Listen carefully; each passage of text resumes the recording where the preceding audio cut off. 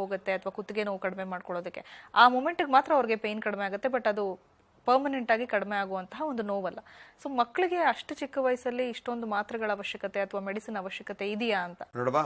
ಮಕ್ಕಳಿಗೆಲ್ಲ ಬೆಳೆದವರಿಗೆ ಕೂಡ ನೋವು ಕಡಿಮೆ ಮಾಡುವ ಮಾತ್ರೆಗಳು ಅವಾಗ ಇಂಗ್ಲಿಷ್ ನಲ್ಲಿ ಹೇಳೋದು ಪೇನ್ ಕಿಲ್ಲರ್ಸ್ ಅಂತ. ಅದು ನಿಜವಾಗಿ ಆಗಿ ಅವರು killers, not pain killers, they are human killers. ಈ ನೋವು ಕಡಿಮೆ ಆಗುವಂತ ಮಾತ್ರೆಗಳು ಪೇನ್ ಕಿಲ್ಲರ್ಸ್ ನಷ್ಟು ದೊಡ್ಡ ಶಾಪ ಮನುಷ್ಯನಿಗೆ ಬೇರೆ ಇಲ್ಲ. ನಾನು ಮುಂಚೆ ಬೇರೆ ಒಂದು ಸಂದರ್ಭದಲ್ಲಿ ಹೇಳಿದ್ದೆ, ಪೇನ್ ಕಿಲ್ಲರ್ಸ್ ನಲ್ಲಿ ಆಗುವಂತ ಕಿಡ್ನಿ ಫೇಲಿಯರ್ ಬೇರೆ ಯಾವ್ದ್ರಲ್ಲಿ ಆಗುದಿಲ್ಲ. ಈ ಚಿಕ್ಕ ವಯಸ್ಸಿನ ಮಕ್ಕಳಿಗೆ ಪೇನ್ ಕಿಲ್ಲರ್ಸ್ ಅಗತ್ಯ ಇಲ್ಲ. ಮತ್ತೆ ಇದೆಲ್ಲ ಇದು ಬ್ಯಾಡ್ ಎಕ್ಸಸೈಸ್, ಬ್ಯಾಡ್ ಪಾಸ್ಚರ್ ಇಂದ ಬರೋದು. ಅದನ್ನ ಪಾಸ್ಚರ್ ಸರಿ ಮಾಡಿದ್ರೆ ಆಯ್ತು. ಸೊ ಎಕ್ಸಸೈಸ್ ಬೇಕು, ಯೋಗ ಬೇಕು. ಶಾಲೆಗಳಲ್ಲಿ ನನ್ನ ಅಭಿಪ್ರಾಯದಲ್ಲಿ ಸಿಲೆಬಸ್ ನಲ್ಲಿ ಯೋಗವನ್ನು ಸೇರಿಸಬೇಕು. ಹಾಗಾಗಿ ಇಂಥ ಎಲ್ಲ ಪುಸ್ತಕ ಹೊತ್ತುಕೊಂಡು ಹೋಗುವಂತ ಒಂದು ಶಾಪದ ಒಂದು ಪ್ರಕ್ರಿಯೆಗೆ ಒಂದು ಉತ್ತರ ಆದ್ರೂ ಸಿಗ್ತದೆ. ಆ ಯೋಗ ಮಾಡಿದ್ರೆ ಮಗು ರಿಲ್ಯಾಕ್ಸ್ ಮಾಡಿದ್ರೆ ಮಸಲ್ಸ್ ರಿಲ್ಯಾಕ್ಸ್ ಆಗ್ತದೆ. ಮಸಲ್ ರಿಲ್ಯಾಕ್ಸ್ ಆದ ಕೂಡಲೇ ನೋವು ಕಮ್ಮಿ ಆಗ್ತದೆ. ಎಲ್ಲ ನೋವು ಬರೋದು ಮಸಲ್ ಸ್ಪಾಸಮಿನಿಂದ, ಎಲುಬಿನಿಂದ ಅಲ್ಲ. ಎಲುಬಿನ ನೋವು ಅಂತ ನಾವು ಹೇಳೋದು ಈಗ ಸ್ಪಾಂಡಿಲೈಟಿಸ್ ಅಂತ ಹೇಳ್ತಾರೆ, ಕುತ್ತಿಗೆ ನೋವು. ಅದು ಕುತ್ತಿಗೆ ನೋವಲ್ಲ, ಕುತ್ತಿಗೆ ಮಸಲ್ನ ನೋವು. ಆ ಮಸಲ್ ನೋವು ಹೋಗ್ಬೇಕಾದ್ರೆ ಮಸಲ್ ರಿಲ್ಯಾಕ್ಸ್ ಆಗ್ಬೇಕು. ಮಸಲ್ ರಿಲ್ಯಾಕ್ಸ್ ಆಗ್ಬೇಕಾದ್ರೆ ಈ ಮಾತ್ರೆ ಬೇಡ, ಖಾಲಿ ಯೋಗ ಮಾಡಿದ್ರೆ ಆಯ್ತು, ಮಸಲ್ ರಿಲ್ಯಾಕ್ಸ್ ಆಗ್ತದೆ. ಆ ಯೋಗದಲ್ಲಿ ಆಸನ ಅಂತ ಏನೋ ಅವನು ಮಾಡಿದ್ದಾನೆ, ಅದು ಯೋಗದ ಪಾರ್ಟ್ ಅಲ್ಲ. ಸ್ಥಿರಂ ಸುಖಂ ಆಸನಂ. ಮನುಷ್ಯನಿಗೆ ಆ ಮೈಕೈ ನೋವು, ಅದು ಇದು ಕಷ್ಟ, ಮತ್ತೆ ಎಲುಬು ನೋವು ಅಂತ ಹೇಳಿದ ಅದೆಲ್ಲ ಬರಬಾರ್ದು ಅಂತ ಹೇಳಿ ಅವನು ಬಹಳ ಒಳ್ಳೆ ಡಿಸೈನ್ ಮಾಡಿದ್ದಾನೆ. ಆ ಪತಂಜಲಿಯ ಒಂದು ಅದ್ಭುತವಾದ ಜ್ಞಾನ ನೋಡಿದ್ರೆ ನನಗೆ ಆಶ್ಚರ್ಯ ಆಗ್ತದೆ. ಯಾಕಂದ್ರೆ ಪ್ರತಿ ಆಸನದಲ್ಲಿ ಕೂಡ the gravity muscles and anti gravity muscles. ಈಗ ನೋಡಿ, ಇದು ನನ್ನ ಕೈ ಉಂಟು ನಂದು ಹೀಗೆ, ಇದು ಗ್ರಾವಿಟಿ ಮಸಲ್, ಇದಕ್ಕೆ ಬಹಳ ಸುಲಭ ಅದು ಮಾಡ್ಲಿಕ್ಕೆ. ಇದು ಆಂಟಿ ಗ್ರಾವಿಟಿ ಮಸಲ್, ಇದಕ್ಕೆ ಶಕ್ತಿ ಹೆಚ್ಚು ಬೇಕು. ಯಾಕಂದ್ರೆ ಗ್ರಾವಿಟಿ ಎಳಿತಾ ಇರ್ತದೆ, ಅದರ ಎದುರಿಗೆ ಹೋಗ್ಬೇಕು. ಈಗ ಇದು ಈ ಮಸಲ್ಸ್ ಎಲ್ಲ ಗ್ರಾವಿಟಿ ಮಸಲ್, ಇದೆಲ್ಲ ಆಂಟಿ ಗ್ರಾವಿಟಿ. ಆದ್ರೆ ಅವನು ಅದನ್ನ ಯಾವ ರೀತಿಯಲ್ಲಿ ಬ್ಯಾಲೆನ್ಸ್ ಮಾಡಿದಾನಂದ್ರೆ, ನೀವು ಯಾವ ಯೋಗದಲ್ಲಿ ಹೋಗು ನೋವಿಲ್ಲ. ಆ ಡಿಸ್ಟಾರ್ಟೆಡ್ ಮತ್ತು ಕಂಟಾರ್ಷನ್ಸ್ ಎಲ್ಲ ತೋರಿಸ್ತಾರಲ್ಲ, ನೀವು ಎಣಿಸಿರಿ ಇದು ಏನು ಹೀಗೆ ಮಾಡ್ತಾರೆ ಅಂತ, ಅವ್ರಿಗೆ ನೋವಿಲ್ಲ, ಅದು ಈಸ್ ಅವರಿಗೆ. ಅದಕ್ಕೆ ಸ್ಥಿರಂ ಸುಖಂ ಆಸನಂ. ಆ ಆಸನವನ್ನು ಅಷ್ಟು ಚೆನ್ನಾಗಿ ಮಾಡಿದ್ದಾನೆ. ಇದೆಲ್ಲ ನಮ್ಮಲ್ಲಿ ಇರುವಾಗ ಪಾಶ್ಚಾತ್ಯರನ್ನು ಅಳವಡಿಸಿದ್ದಾರೆ. ಅಮೆರಿಕನ್ ಸ್ಕೂಲ್ ನಲ್ಲಿ ಯೋಗ ಉಂಟು, ಯೋಗ ಚಿಕಿತ್ಸೆಯನ್ನು ಕೂಡ ಕೊಡ್ತಾ ಇದ್ದಾರೆ. ಯೋಗ ಚಿಕಿತ್ಸೆ ಬೇಡ, ಯೋಗವನ್ನು as a routine thing, as a part of the system. ನಾವೆಲ್ಲ ಸ್ಟೂಡೆಂಟ್ಸ್ ಆಗಿರುವಾಗ ನಮಗೆ ಫಿಸಿಕಲ್ ಎಜುಕೇಶನ್ ಒಂದು ದೊಡ್ಡ ಆಡ್ಲಿಕ್ಕೆ 1-2 ಪೀರಿಯಡ್ ಪ್ರತಿ ದಿವಸ ಬೇಕು. ಈಗಿಲ್ಲ. ಈ ಪುಸ್ತಕ ಓದುದ್ರಲ್ಲಿ ಆಡುದು ಬೇಡ. ಈಗ ಅದ್ರಿಂದ ಸುಲಭ ಉಂಟಿದ್ದು ಯೋಗ.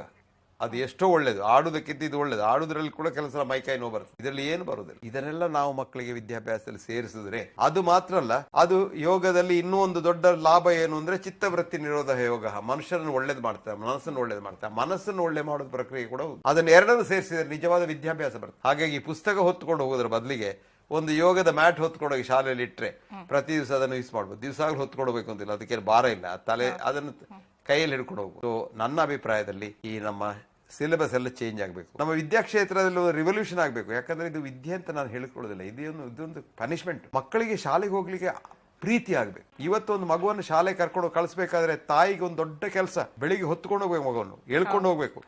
ಅದಲ್ಲ, ಈಗ ಇನ್ನೊಂದು ದೊಡ್ಡ ಶಾಪ ಏನು ಅಂದ್ರೆ, ನಮ್ಮ ಮಕ್ಕಳನ್ನೆಲ್ಲ ಇಂಗ್ಲಿಷ್ ಮೀಡಿಯಂ ಕಳಿಸ್ಬೇಕು ಅಂತ. ಇಂಗ್ಲಿಷ್ ಮೀಡಿಯಂ ಪ್ರೈವೇಟ್ ಶಾಲೆಗಳು ಎಷ್ಟು ಹೆಚ್ಚಾಗಿವೆ ಅಂದ್ರೆ, ಆ ಶಾಲೆಗಳಿಗೆ ಹೋಗ್ಲಿಕ್ಕೆ ಅವ್ರ ಹತ್ರ ಬಸ್ ಇಲ್ಲ. ಆಟೋ ರಿಕ್ಷಾದಲ್ಲಿ ಎಲ್ಲಿಯಾದ್ರೂ, ಅದು ಅವ್ರು ಡ್ರೈವ್ ಮಾಡೋದು ನೋಡಿದ್ರೆ ನನಗೆ ಹೆದರಿಕೆ ಆಗ್ತದೆ.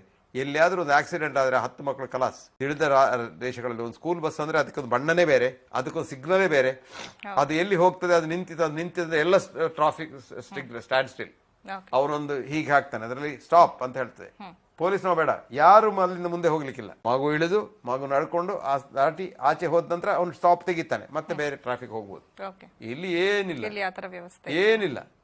ಏನೋ ಇದೆಲ್ಲ ಇದ್ದು ಇಷ್ಟು ಆಕ್ಸಿಡೆಂಟ್ ಆಗುದಿಲ್ಲ ಯಾಕೆಂತ ನನಗೆ ಆಶ್ಚರ್ಯ. ದೇವರು ಬಹುಶಃ ಆಗ್ಬಾರ್ದು ಅಂತ ಹೇಳಿದಾನೆ. ಆದವಾಗ ಬಹಳ ಹಾಳಾಗ್ತದೆ ನೋಡಿ. ಒಂದು ದಿವಸ ಒಂದು ಫ್ಯಾಮಿಲಿ ಎಲ್ಲ ಸತ್ತೋದ್ರು ಪಾಪ. ಅಷ್ಟು ಸಣ್ಣ ವಯಸ್ಸಿನಲ್ಲಿ ಅವರನ್ನ ಯಾಕೆ ಕೊಲ್ಲುದು, ಏನಾಗತ್ತೆ ಅಲ್ಲ. ಮತ್ತೆ ಒಂದು ಊರಿನಿಂದ ಇನ್ನೊಂದು ಊರಿಗೆ ಯಾಕೆ ಮಗುವನ್ನು ಕರ್ಕೊಂಡು ಹೋಗುದು? ನಮ್ಮ ಊರಿನಲ್ಲಿ ಶಾಲೆ ಆಗುದಿಲ್ವಾ? ಎಲ್ಲ ಬುದ್ಧಿವಂತರೆಲ್ಲ ಇಂಗ್ಲಿಷ್ ಮೀಡಿಯಂ ಅಲ್ಲ, ಕನ್ನಡ ಮೀಡಿಯಂ ಶಾಲೆಯಲ್ಲಿ ಅವರ ಇಂಗ್ಲಿಷ್ ಗವರ್ಮೆಂಟ್ ಶಾಲೆಯಲ್ಲಿ ಕಲ್ತವ್ರು. ಆ ಶಾಲೆಗೆ ಹೋಗ್ಲಿಕ್ಕೆ ಒಂದು ದೊಡ್ಡ ವ್ಯಾನೋ ಅದು ಈ ಅನ್ಪ್ರೊಟೆಕ್ಟೆಡ್ ಇರಬಾರ್ದು. ಮೂರನೇದು, ಶಾಲೆಗೆ ಹೋಗ್ಲಿಕ್ಕೆ ಮಗುವಿಗೆ ಆಸೆ ಆಗ್ಬೇಕು. ಈಗ ಒಂದು ಮಗು, ನೀನು ಒಂದು ಉದಾಹರಣೆ ನೋಡು. ಮಗುವಿಗೆ ಬೆಳಿಗ್ಗೆ ಎದ್ದು ನೀನು ಐಸ್ ಕ್ರೀಮ್ ತಿನ್ಲಿಕ್ಕೆ ಹೋಗು ಅಂತ ಹೇಳಿದ್ರೆ ಓಡ್ತದೆ ಮಗು, ಏನ್ ಸಂತೋಷ. ನೀನ್ ಶಾಲೆಗೆ ಹೋಗು ಅಂದ್ರೆ ಅದನ್ನ ಹೇಳ್ಕೊಂಡು ಹೋಗ್ಬೇಕು. ಅದ್ರ ಅರ್ಥ ಮಗು ಶಾಲೆಗೆ ಹೋಗ್ಲಿಕ್ಕೆ ಮನಸ್ಸಿಲ್ಲ. ಯಾಕೆ? ಶಾಲೆ ಮಗುವನ್ನ ಅಟ್ರಾಕ್ಟ್ ಮಾಡೋದಿಲ್ಲ.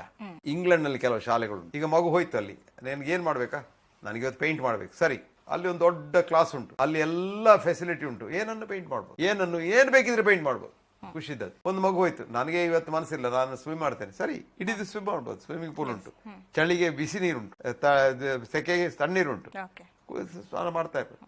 ಅಥವಾ ಒಂದು ಮಗ ಹೇಳ್ತಾರೆ ನನಗೆ ಇವತ್ತು ಖಾಲಿ ಚಿತ್ರ ಬಿಡಿಸ್ಬೇಕು, ಸರಿ ಚಿತ್ರ ಬಿಡಿಸೋದು, ಅಲ್ಲಿ ಬೇರೆ ಚಿತ್ರ ಬಿಡಿಸುವ ಮಕ್ಕಳು ಇರ್ತಾರೆ, ಅದಕ್ಕೆಲ್ಲದಕ್ಕೂ ಕ್ರೆಡಿಟ್ ಸಿಗ್ತದೆ. ಇದಿಲ್ಲದೆ ನಾನು ಇಲ್ಲಿ ಚಿತ್ರ ಬಿಡಿಸಿದ್ರೆ ನಾನು ಹೋಗಿ ಚಿತ್ರ ಬಿಡಿಸಿದ್ರೆ ನಾನು ಪರೀಕ್ಷೆಯಲ್ಲಿ ಫೇಲ್, ಅಥವಾ ನಾನು ಸ್ವಿಮ್ ಮಾಡ್ತೇನೆ ಅಂತ ನಾನು ಪರೀಕ್ಷೆಯಲ್ಲಿ ಫೇಲ್, ನನಗೆ ಅಟೆಂಡೆನ್ಸ್ ಇಲ್ಲ. ಹಾಗಲ್ಲ, ಆ ಮಗುವಿನ ಏನು ಕ್ರಿಯೇಟಿವಿಟಿ ಇದೆ ಅದನ್ನು ಕಂಡು ಹುಡುಕಿ ಬೆಳೆಸಲಿಕ್ಕೆ ಪ್ರಯತ್ನ ಮಾಡಬೇಕು.